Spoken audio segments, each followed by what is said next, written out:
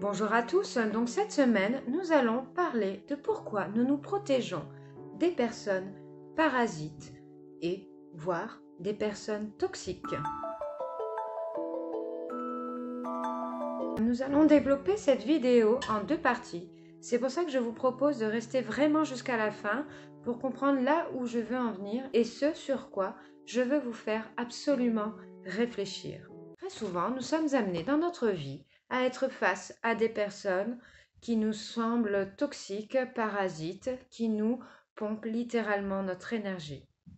Cette impression, elle est difficile à vivre, souvent avec des personnes qui sont constamment dans la plainte, constamment dans la colère, constamment en train de vivre dans leurs énergies les plus négatives et les plus sombres.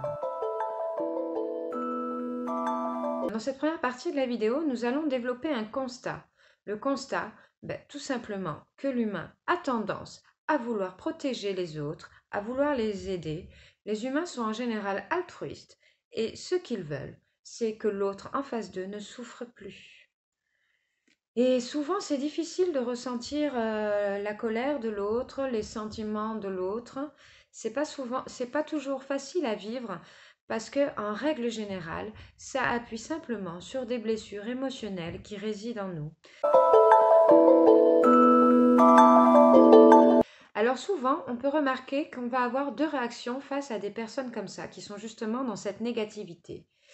Alors la première chose, ça va souvent être que l'on va vouloir se couper de ces personnes. On va dire non, non, non, moi je ne veux pas de personnes comme ça dans ma vie. Elle reste avec ses problèmes, moi je reste où je suis. Ou au contraire, on va avoir envie d'aller les sauver, ces personnes. On va avoir envie d'aller partager un peu leur souffrance pour les aider à remonter.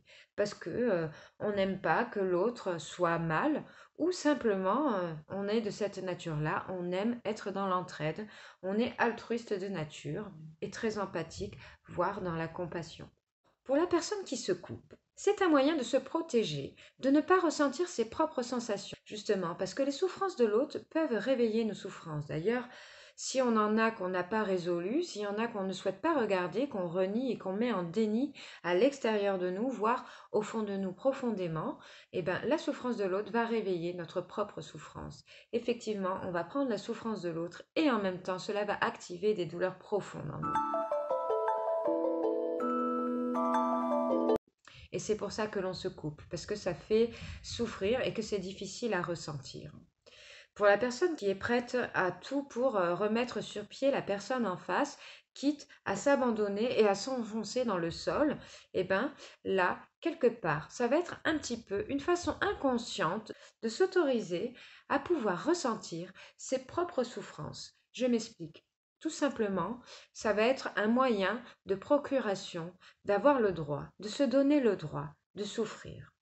Parce que souvent, on ne le fait pas pour soi, mais par contre, pour les autres, on peut l'endosser. Très souvent, pour soi-même, on a des choses qu'on doit régler qu'on ne règle pas parce que c'est difficile, mais par contre, ça ne nous dérange pas de le faire pour autrui. Et donc, du coup, on va aller aider l'autre pour se nourrir inconsciemment de sa souffrance, qui va réveiller nos souffrances. Et cela va nous permettre de pouvoir vivre une souffrance, s'autoriser la souffrance, puisque elle ne nous appartient pas. En tout cas, c'est ce qu'on l'on croit à ce moment-là. Donc, il y a ces deux mécanismes-là dont je vous ai parlé. Dans tous les cas, souvent, au bout d'un moment, dans ces deux modes de fonctionnement, que ce soit le premier fonctionnement ou le second fonctionnement, il y a donc ce mécanisme de protection, ce bouclier que l'on se met pour faire fuir ce parasite, ce truc qui nous rend profondément malades. Dans ces deux cas, un barrage se dresse contre ses propres torrents intérieurs. Lorsqu'on met un barrage, c'est pour retenir quelque chose. Et là, j'utilise l'image du torrent parce que, effectivement, des sensations qui nous font souffrir peuvent être apparentées à un torrent à l'intérieur de nous et à un barrage que l'on dresse pour ne surtout pas que cela ressorte. Et nous savons très bien que si ce barrage n'est pas régulé, irrémédiablement, il va céder. Un jour ou l'autre, que ce soit dans cette relation-là ou dans une prochaine, ça va arriver. De nouveau, nous serons confrontés à des personnes dites toxiques ou parasites qui nous sont envoyées pour travailler sur nous-mêmes. Il y a cette notion de destin dans la spiritualité qu'il faut prendre en compte, ou simplement, si on reste dans une certaine logique, effectivement, si quelque chose en face de nous nous renvoie quelque chose de négatif, ça ne veut pas dire qu'on doit lui tourner les talons absolument, mais que parfois il est nécessaire de s'arrêter et de regarder pourquoi. Pourquoi? Et cela nous permet toujours de continuer, d'évoluer dans notre vie de tous les jours. Nous arrivons donc à la seconde partie, et là je vais vous parler de la dimension énergétique. Effectivement, quand on parle avec quelqu'un que l'on ressent toxique, c'est parce que à l'intérieur on ressent une émotion. Cette émotion est transportée par une énergie. Vous savez, dans l'univers, tout est énergie, tout est électricité. Et ces émotions-là viennent en nous. Toute la journée, nous communiquons avec les autres, l'environnement et les énergies ambiantes. Et bien là, c'est pareil. C'est-à-dire ce que la personne va dégager dans ses émotions va se transformer en énergie. C'est quelque chose que l'on va ressentir. Cette communication se fait de façon invisible. Souvent, nous nous protégeons des énergies obscures des autres de façon consciente. Très souvent, on ressent un mal-être et là, on va se protéger, se couper de la personne. Nous ressentons comme le besoin de nous éloigner de cette personne sans y mettre spécialement de mots. Et donc, c'est là la notion de ressenti, c'est ce qui vibre avec nos énergies. Puis, d'autres fois, nous le faisons sciemment parce que nous avons déjà développé cela. C'est quelque chose avec lequel nous vivons.